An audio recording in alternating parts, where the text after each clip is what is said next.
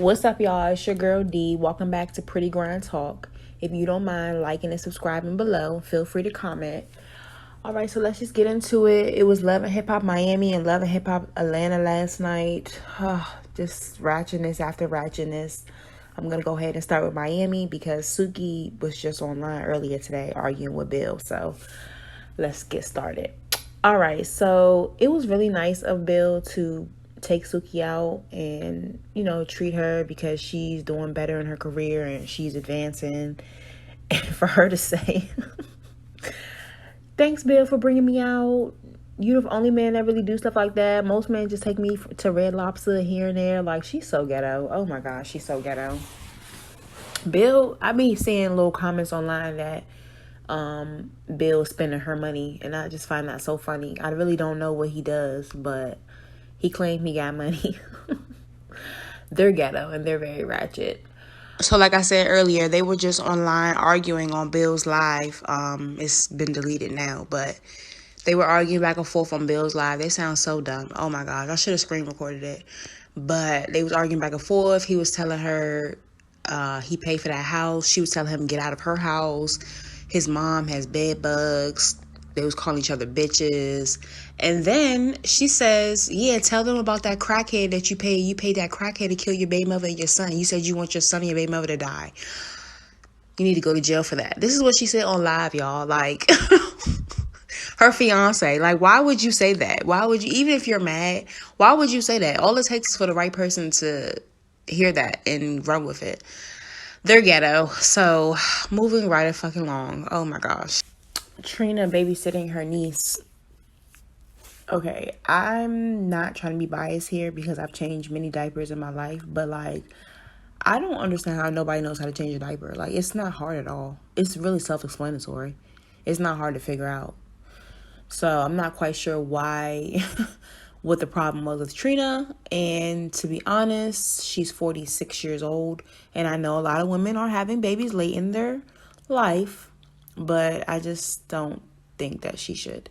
I think that she, I understand back when she was younger, it was a little harder because of her career, but her career has been less busy. So I'm not quite sure why, what happened, but just be auntie. Just be Auntie Trina. You don't gotta be Mommy Trina. Just be Auntie Trina. Okay? Amada. I feel for Amara, and you know what? This is something I also want to touch on for Love and Hip Hop this week. They actually touched on mental health, which I feel is very important. I'll get to it later on with Love and Hip Hop Atlanta, but in Love and Hip Hop Miami, Amara was saying how she's been depressed, how she's been down. She hasn't really been into her music, and I think it's very important for people to discuss mental health because we often, especially in Black communities, Hispanic communities, we brush underneath the rug. We tell people ain't nothing wrong with them. It's a lot of generational childhood curses because when we were younger, we were told ain't nothing wrong with you. You're fine. Stop crying. You know what I'm saying? So now it's like a lot of people are struggling to talk about mental health. So I'm really glad that she touched on that. About, she's human too. She goes through things just like the rest of us. I really feel for Flo, like, she doesn't seem like a bad person, you know what I'm saying? She seems like a cool person. And for her to be being betrayed by every angle at home with her husband, her sister, like, I knew something was going on with the sister. I feel like they had sex. I'm just going to say it. I feel like they had sex. I feel like she slept with her sister's husband. Her sister Gael, I feel like she slept with Flo's husband. Why are you just now? First of all, when they were talking, all three of them at the bar, Flo brought them together to confront everybody, so there's no lies being told. Gael, who's her sister, she got so upset, so angry, so hyped, and it's giving like, you're guilty too, bitch. That's what it gives me. It gives me guilty vibes. And so even Flo was like, why are you getting so mad? How come you ain't been telling me? And she's like, I'm telling you now. And he touched my butt. What? Why didn't you tell me that? So I feel like y'all fucked. And her husband, he's so fucking stupid. He gonna say, no, he didn't fuck her. He touched her butt because he thought it was his wife. How the fuck you don't know that's your wife? Flo and Gael don't look nothing like each other. That doesn't even make any sense. I feel like they fucked, and he probably was paying her to shut the fuck up because he was fucking her too. and it's all gonna come out. I really feel like she probably is jealous of the relationship, like Flo said. Her sister's probably jealous of the relationship, but at the end of the day, he's a dog, and you don't need neither one of them, girl. I feel so bad for her, but I feel like she'll be okay. Ace Hood's wife, Sheila. I'm just astonished. Her father must have some very strong genes, because every time her sister or her mom comes on the show, I'm just looking at her like, I can't believe that she's mixed. Like, she looks straight black. But for her to talk about how she is with anxiety, again, they touched on mental health. I think that was important for people to know that other people are going through that as well. Other people have anxiety. They don't know what to say sometimes. They feel like they say the wrong thing. Maybe they're too emotional. Like, so I'm glad that they showed that scene where she discussed wanting to talk to a therapist because she wasn't able to get what she needed from Ace. And Ace, he's saying like he's not emotionally available because he wasn't raised like that, which I understand. But at some point in time, you need to try to change that because you are married now. So I'm glad that she decided to take, matters in her own hands and decided to go see a therapist. Okay, moving on to Love and Hip Hop Atlanta. Once again with Erica, I get it. He was, chasing her in the beginning for a long, long time, and then he got her just to treat her like shit. I don't know why, but I feel for her. Like, Safari is just so fucking immature. And then when Yandy's asking you, did you cheat on her? You're gonna say y'all weren't together. But sir, you're married.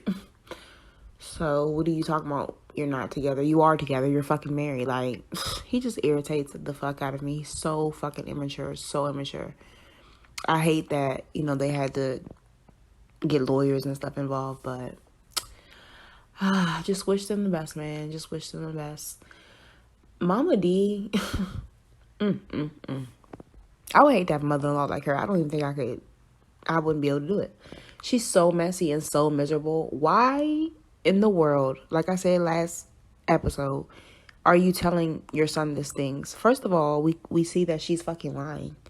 But you are upsetting your son so much that now he's having mental health issues. So like I said before, in Love and Hip Hop in Miami, I like the fact that they touched on mental health. Scrappy put a post out that black men are made to feel like they can't cry or have show any emotion. They have to be tough. And that's not true. We should normalize letting black men get their feelings out. And sometimes black men feel suicidal. So I definitely feel like he probably is dealing with a lot right now. He's probably depressed because of his marriage, probably, and other personal things. And his mom is not helping. I don't understand. She's just so messy. And then for her to go to Bambi and say we have lawyers and stop telling Sierra your business, like, she's just so messy. I just couldn't with her. Like, I really fucking couldn't. I also feel for Young Jock. Teenagers suck. They do. And having a teenager is hard as hell. They feel like they grown, but they're trying to find themselves. It's hard for them to express themselves. And I actually agree with Kirk for once. He doesn't give a fuck that you are losing your $1 million business. He wants to hear, more of how you feel like you're losing your son. So I'm glad that they went to see the pastor and they talked about it, and hopefully can get on a new chapter with their father-son relationship. So that was definitely a good look. I feel for him. They hugged it out, so hopefully they work on a relationship and get on a better track. Rashida and Kurt still don't know why they're on the show, but their little restaurant issue with the siblings not getting along and Kurt Jr.'s girlfriend stealing food and stuff, like, I don't even know why she's still there. If that was any other job, she would have been fucking fired. But I guess because she's the girlfriend of the boss's son, she can get away with anything. I just don't understand that. They're losing money because I don't know if she's stealing the food or she giving it away like to her friends or whatever. I don't know, but I know that they said their little total was being tallied up wrong, and they had somebody come in there, a consultant come in there and see what's going on with the accounting, and it looks like somebody's taking food. Weird, really fucking weird. I guess the next episode they gonna fight Sierra. It looks like Sierra, who is Kurt Jr.'s girlfriend, and somebody else is gonna fight. That's just ghetto. It just shows that sometimes you can't have family and you can't mix business and family. All right, y'all. So that's it for this week of Pretty Grind Talk. Let me know how you feel about the content in the comments. I'll be back next week for Love and Hip Hop, but I'm also going to probably put out some more content on other controversial topics or, whatever's going on or hot for the moment. So again, like, subscribe, comment. I'll see y'all next week. Y'all be easy.